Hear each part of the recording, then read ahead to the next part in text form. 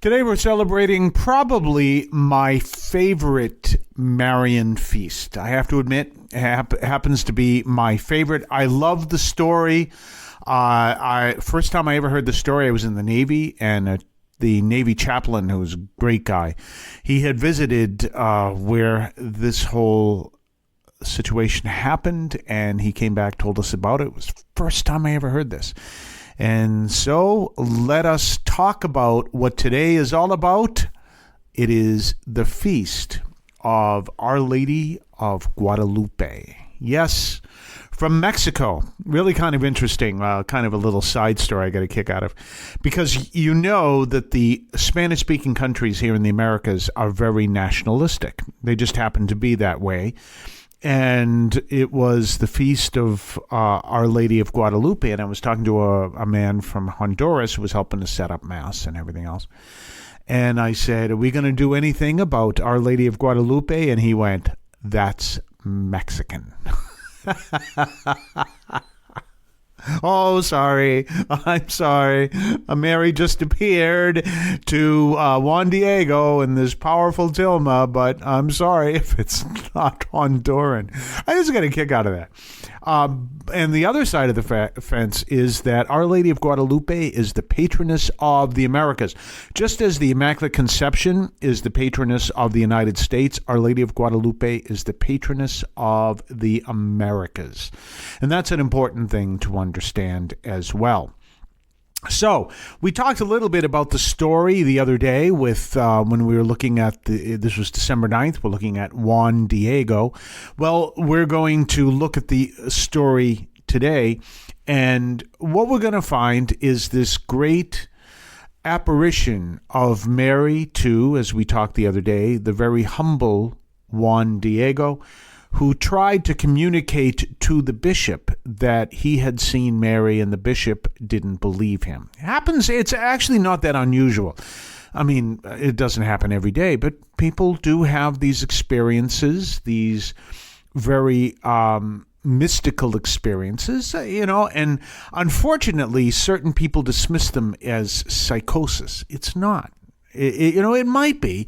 That's what discernment is all about, but it might not. And you have to use discernment. That is the actual role of a bishop, is to discern what is God's will and what is it we should do and everything else. So recently, last year, when Pope Francis and the Dicastery for the Doctrine of the Faith came out on their decision on certain Marian apparitions, that's actually one of the reasons why the Vatican existed, including Medjugorje. Now, as you may or may not know, they basically did not declare whether or not they believe Medjugorje is an actual phenomenon, but they did say there are a lot of conversions that happen there, and we have to acknowledge that. So they put that together with the whole concept of Medjugorje. But we're talking today about Our Lady of Guadalupe.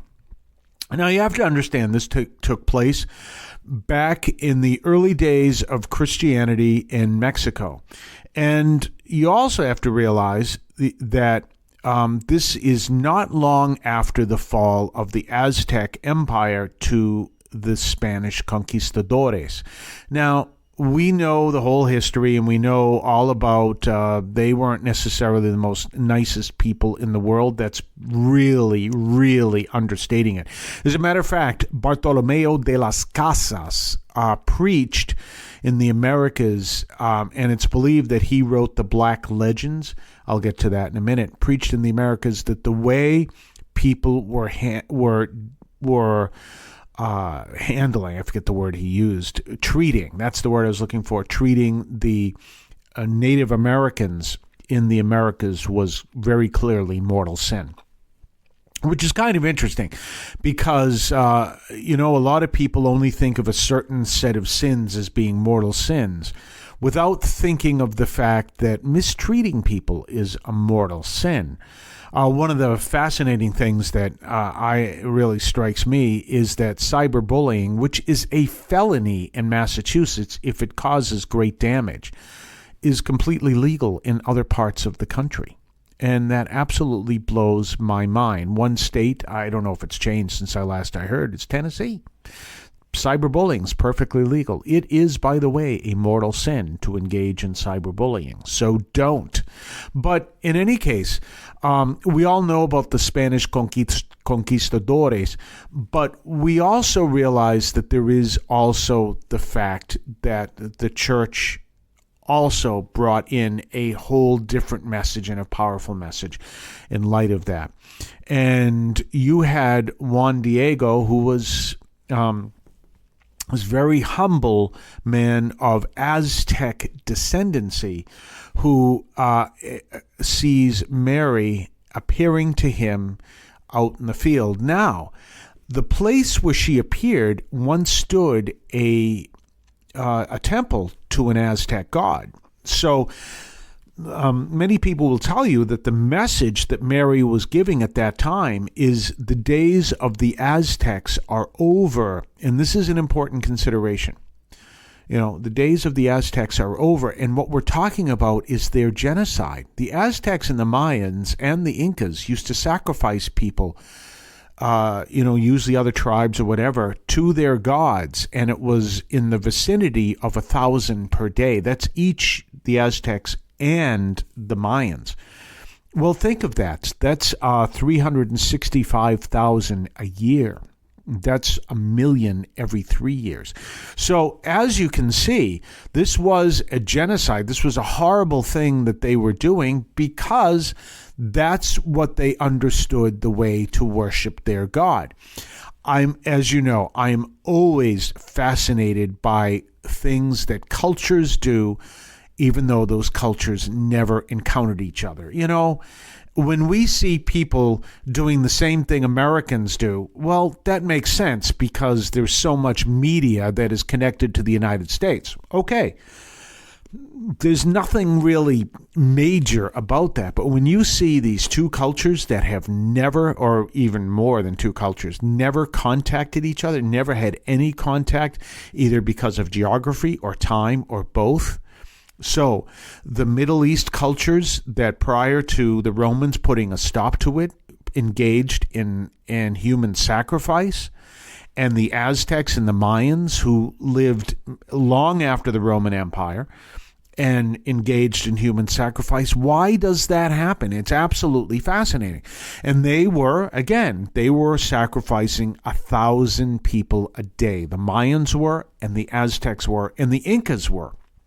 The Incas were engaged in child sacrifice as well, which is condemned in Jeremiah, the book of Jeremiah, when the Jews were engaging in pagan practices and they were engaging in child sacrifice.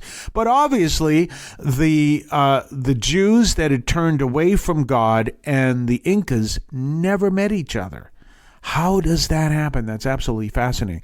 So this is one of the other reasons why Mary is so important and Our Lady of Guadalupe is so important, because she's bringing the message, my son is the true God. And this is important. So those days of sacrificing humanity to the gods is over. That genocide is over. It's done. We see this, but we also see the story, which I talked about on the 9th, on the memorial of St. Juan Diego. But looking at the story again, he's going to communicate to the bishop that Mary is appearing to him. Now, of course, Mary would know the bishop isn't going to get this. And of course, the bishop gives that whole, I'm sure she is. I'm really sure she is. That's one of the things that I have learned in my own ministry. You never treat anyone like that. If someone comes to me, and it happens occasionally, I have had a vision of X, Y, and Z happening. What does this mean? Et cetera, et cetera. I'm not going to turn around, as some people do, and go, just ignore that stupid thing. No, this is, to that person, this is very real. And it may, in fact, be real, or it may be, in fact, be a symptom of a serious issue. For example, I use this example all the time. If you happen to go down to your kitchen and you look and you see a angel standing in your kitchen, and you're looking and you're seeing the angel, and then you turn away and you look again, the angel's not there, that's a sign of epilepsy. It's actually one of the symptoms. And usually if someone brings me a story like that, I always say, did you get really tired to the point that you had to go to bed after that? Because that also is a sign of epilepsy. If someone has a vision like that and then gets really tired, that's actually a form of a seizure, to tell you the truth. And one of the signs of someone having a seizure is they get extremely tired and they have to go to, they don't, it's not, wouldn't it be nice if they could go to bed? No, they have to go to bed right then and there afterwards. Their body is just completely worn out from the seizure. Well, one of the signs of a seizure is seeing a vision like that. Now, but there are also those who actually see real vision. So you have to have a good discernment as to what is going on here. There's a great story from Saint Teresa of Avila of experiencing the prayer of quiet, which is this intensely mystical experience that she encounters.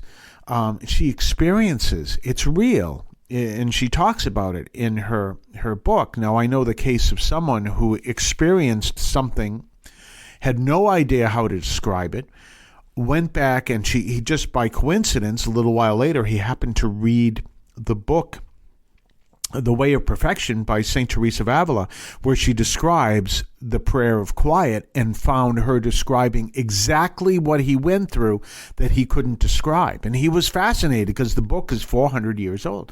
So this kind of stuff really does happen. And the question is it real or not? So Juan Diego experiences this vision of Mary, Our Lady of Guadalupe, and he goes to tell the bishop. Bishop doesn't believe him. Yeah, of course. Of course you did. Oh, yeah, of course you did. I don't know if he really said that, but anyway.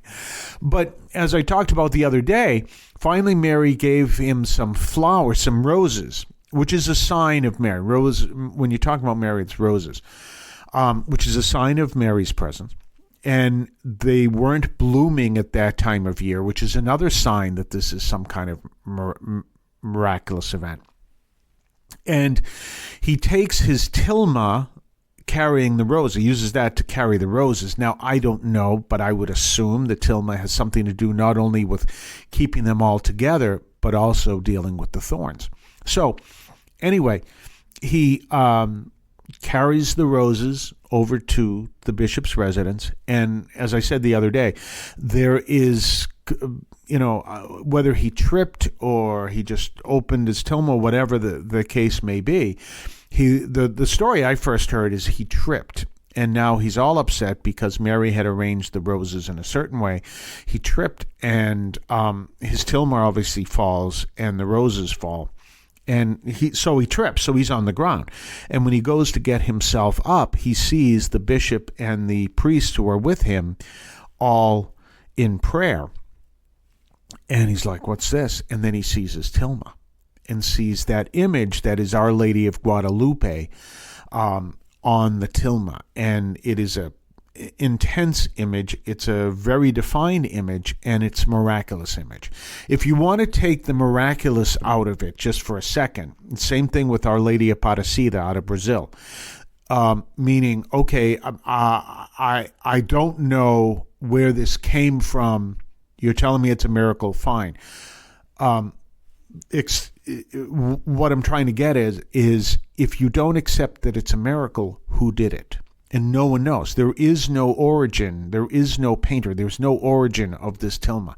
Same thing with Our Lady Aparecida. That icon, that image, it's actually a figurine. You can see in Brazil, at Aparecida, Brazil, in the shrine of Our Lady Aparecida, Santuário de Nossa Senhora Aparecida. That image, you can say, well, I don't believe that's a miracle. Yes, but we don't know where it came from. We have no idea. We don't know who, if it's not a miracle, where it came from. Same thing with Guadalupe. So two fascinating things, all in the Americas. And another important thing to notice, in the Our Lady of Aparecida, which is Our Lady as the Immaculate Conception, is Afro-Brazilian. The image is Afro-Brazilian, and Our Lady of Guadalupe is Aztec. So that's fascinating too. These are the images they have. We're going to talk more on the other side of the break. You're listening to the Catholic Audio Media Podcast right here on your favorite podcast platform. We'll be right back right after this. Did you know that the Catholic Audio Media Podcast is available on various podcast platforms? You can find us, among others, on Podbean, which is our home platform. You can find it on Spotify, Amazon Music, iHeart, among others. Just look for Catholic Audio Media, all one word. On some platforms, such as Spotify, look for Catholic Audio Media, 3 words, and subscribe and listen to the Catholic Audio Media Podcast. Don't forget to subscribe to us on Patreon. Patreon.com/Catholic Audio Media. Patreon.com/Catholic Audio Media. Check us out. Check what we have to offer. Previews of upcoming podcasts. Previews of upcoming columns over at catholicaudiomedia.substack.com. Your ability to comment, make suggestions, even make suggestions in upcoming programs. Check us out. Patreon.com, Catholic Audio Media. Hey, tomorrow, you probably notice I'm starting to put like a weekend show. It's called the bonus program. We're going to probably change the name of it as we build it together into something like Catholic Audio Media on weekends. But right now, it's called the bonus show. Tomorrow, we have Craig Onan of Uncharted Catholic Man, as you can tune. So that program will drop on your favorite podcast platform tomorrow at midnight, just like this program, all the programs. So that'll be for the weekend. Uncharted Catholic Man founder and host Craig Onan will be tomorrow. So we're continuing talking about these powerful this powerful image of this tilma. Now, there's a powerful story that happened with that. And you always know, and we saw this in our own time, I'll talk about that in a second, you always know that Mary points to Jesus. And you always know that Jesus protects Mary. That's the way it is. So Mary points to Jesus, Jesus protects Mary. So back in, I think it was the 30s, there was a man who tried to destroy the tilma, and he put a bomb under it in Guadalupe, in the Basilica in Guadalupe. Remember, something you may not know about Mexico. Mexico was going to be the second communist country, with the first being Russia. And then ultimately that becomes the Soviet Union. Mexico was going to be the second. And in fact, the first country that the Soviet Union, I don't know if it was called the Soviet Union right away, because remember, it started in Russia and then eventually spread to its satellites. But in any case, the first embassy of communist Russia was actually in Mexico. So Mexico was going to become communist, and of course we had the Cristero War, which brought an end to the anti-clerical laws of Mexico, which actually they still exist to a point. When I was in Mexico one time, and I went and visited a priest at the local parish, and he says, it's really tough here. You cannot wear your clerics outside of the church, the building itself. And if you're ever in South America, you will often find priests who wear secular clothes wearing a cross because they're not allowed to wear their clerics. Fascinating. And so Mexico was like that. But anyway, this man planted a bomb. I think this was in the 30s. Right under the tilma. And obviously the bomb exploded. And when it exploded, the tilma was left undamaged, but all the shrapnel hit a crucifix on the in the middle of the basilica. The tilma would be on one side, in the middle of the basilica, nowhere near the bomb, and it showed again that Jesus protects Mary, Mary points to Jesus. Now, I'm going to give you another example of that, more recent example of that. Remember when you had the fire at Notre Dame Cathedral? That's, you might think, well, that can, whatever. But you had the fire in Notre Dame Cathedral, and they had to close the Notre Dame Cathedral. Where did everyone go to church? The Sacred Heart. Sacré-Cœur, I guess. I can't do French that well. And I was fascinated. It says that in itself is a sign. Why? Mary points to Jesus. So you couldn't go to the Notre Dame Cathedral anymore. Where'd you had to go? You had to go down the street to the Sacred Heart Church. Sacred Heart's Jesus' Sacred Heart. So you see that. I mean, that's one of the fascinating things. So this powerful message that happens where Mary appears as Our Lady of Aparecida, and Our Lady of Guadalupe, and leaves this artifact, which is the tilma, which today, to this very day, not only can you go see this in Guadalupe, Mexico, there are replicas, and even official replicas, actually official, and one of them happens to be in the Madonna Queen Shrine, right here for those of you who are listening in the Boston area, right here in Boston. You can see it. It's in this huge church they have downstairs. Great place. This huge church they have downstairs. Now, if you don't know where the Madonna Queen Shrine is, I'm going to tell you something that's classically Catholic in just a second. But if you don't know where the Madonna Queen Shrine is, it overlooks the airport. Logan Airport. So you can literally go to the shrine, check it out, the whole bit, and then go to a part of it and look over and see planes landing at Logan Airport. It's literally overlooks Logan Airport. Well, one of the funny things, this is one of my, how would you call it, my real world examples. Catholics believe in all things in moderation. So that's why Catholics drink. Other Christian religions don't believe in drinking or smoking or anything else. Catholics believe all things in moderation. As a matter of fact, when I meet anyone from Spain, my first question is, do you smoke? Because I think out of all the people I've met from Spain, not that I know a lot, I think I've met 2 that don't smoke. Oh, you're from Spain. You smoke? Yeah, I do. How'd you know? Just a guess. In any case, So in Spain, as I told you, there's a lot of, that's an example. People smoke. Well, here is the thing. We believe all things in moderation. So we drink in moderation. Some people smoke, and don't recommend that. I gave up smoking 45 years ago. And we also enjoy a little bit of gambling. We know bingo and everything else. And these are not sinful activities if they are done in moderation. For example, it would be a sin, which is perfectly legal, by the way, to mortgage your house to continue gambling at Foxwoods. But that is, unless they've changed the law. In Connecticut, the Connecticut state law allows you to mortgage your house to continue gambling. Wouldn't recommend it, and I would consider that a sinful activity because now you're going beyond just simple moderation, but that's a different story. So in any case, one of the ways that I remember how to get to the Madonna Queen Shrine is it used to be, and now it's kind of, it's changed a bit, but it used to be Suffolk Downs was right there off of Route 1A.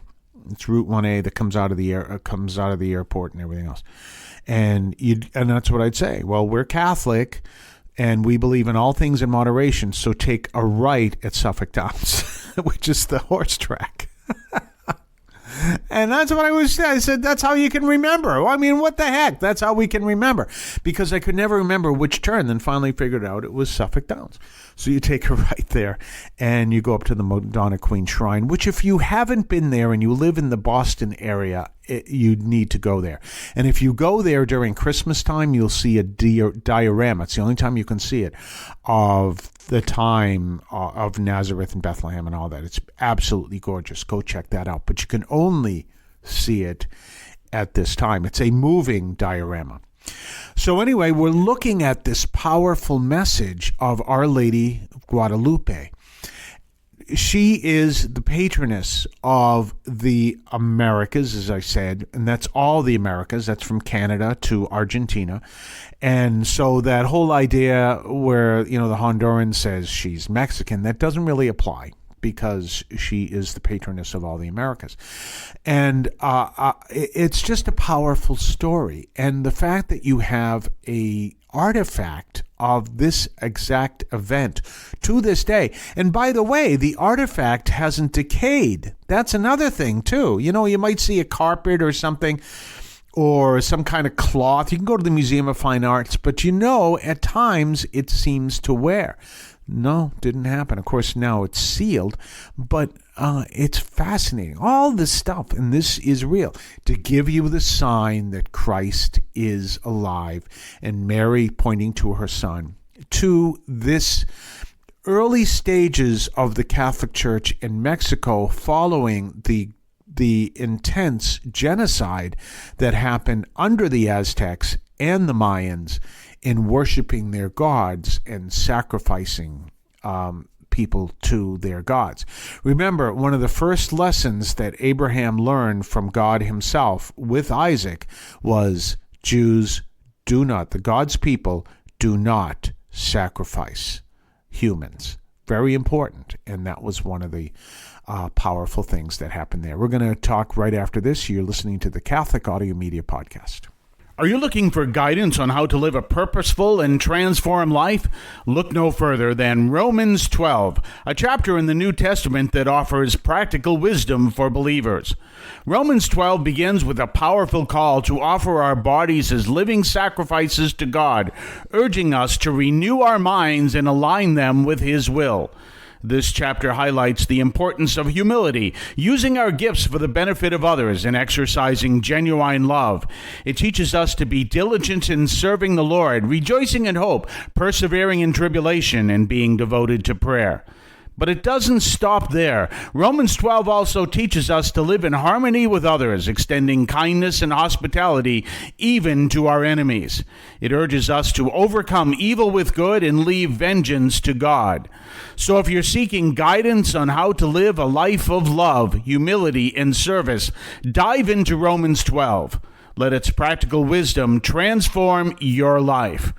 Romans 12, a chapter that offers a roadmap to living a purposeful and transformed Christian life. Available now in the New Testament. Get your copy today. Don't forget to subscribe to us on Patreon. Patreon.com/Catholic Audio Media. Patreon.com/Catholic Audio Media.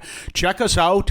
Check what we have to offer. Previews of upcoming podcasts. Previews of upcoming columns over at catholicaudiomedia.substack.com. Your ability to comment, make suggestions, even make suggestions in upcoming programs. Check us out, patreon.com, Catholic Audio Media. We're back, and so we've been talking about this powerful feast day, Our Lady of Guadalupe.